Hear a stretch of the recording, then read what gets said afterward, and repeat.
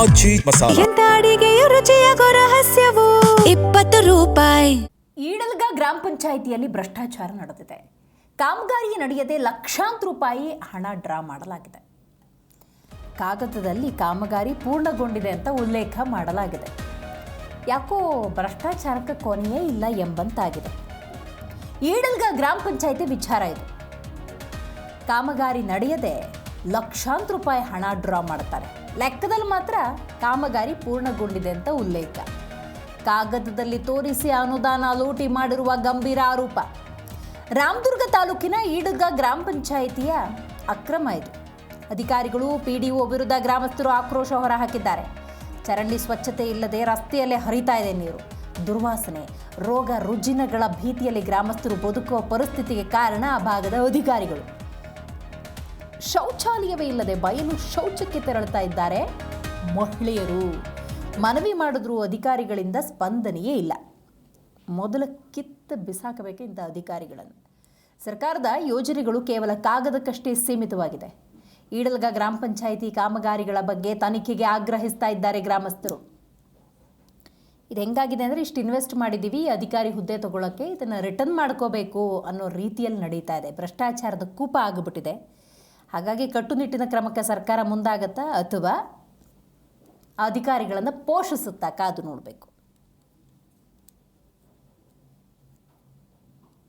Bill ತೆಗ್ದಾರ ಸುಡುಗಾಡಕ್ಕೆ ಹೆಣ್ಣಾವ್ ಯಾಕೆ ದಾರಿ ಇಲ್ರಿ. ಯಾವ ಊರು ಇಲ್ಲಿಂಗದಾಳ ಸರ್. ಅದನ್ನು ನಾವು ಯಾರನ್ನ ಕೇಳೋದು ಸರ್?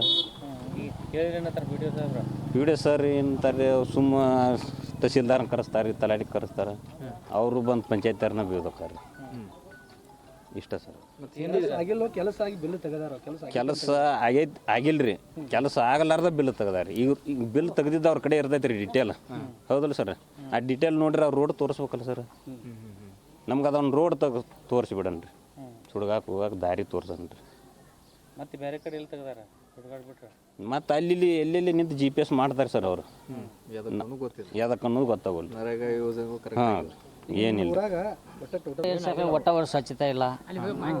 ಒಟ್ಟ ಈಗ ಭಾಳ ದಿವಸ ಆತ ಗಟರ್ ಇದು ಮಾಡ್ಕೆ ಆ ಗಟರ್ನೂ ಸ್ವಚ್ಛ ಮಾಡಿಲ್ಲ.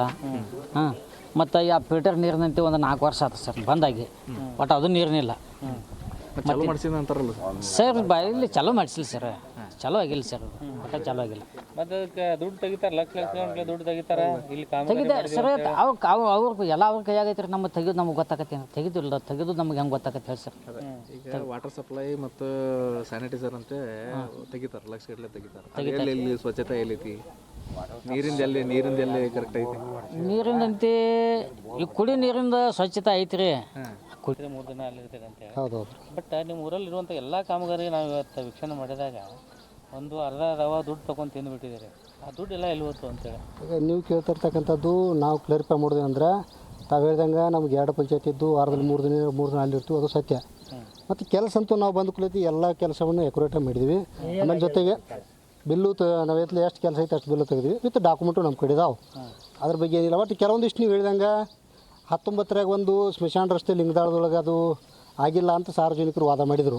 ಅದೇನಾಗಿದೆ ಅಂದರೆ, ಆ ಟೈಮ್ಗೆ ನಾವು ಇರಲಿಲ್ಲ. ಒಂದು 2ನೇ ದಿನದ ಏನಾಗೈತೆ ಅಂದ್ರೆ, ಅಲ್ಲಿ ರಸ್ತೆ ಮಾನ್ಯ ತಹಸೀಲ್ದಾರ್ ಸಾಹೇಬ್ರು ವಿಸಿಟ್ ಮಾಡಿದಾಗ ನಾವು ಸ್ವತಃ ಬಂದಾಗ ಅಲ್ಲೊಂದು ಡೆತ್ ಆದಾಗ ಇಶ್ಯೂ ಆಗಿತ್ತು. ಅದು ಅವಾಗ ಸಾಹೇಬ್ರನ್ನು ಕರೆಸಿದ್ದು, ಅವ್ರ ಗಮನಕ್ಕೆ ತಂದಿದ್ವಿ. ಅಲ್ಲಿ 2 ರೈತರು ಡಿಸ್ಪ್ಯೂಟ್ ಬಂದಿತ್ತು. ಆದ್ರು ಇವ್ರದ್ದು 4 ಗುಂಟೆ ತೊಗೋಬೇಕತ್ತು, ಇವ್ರು 4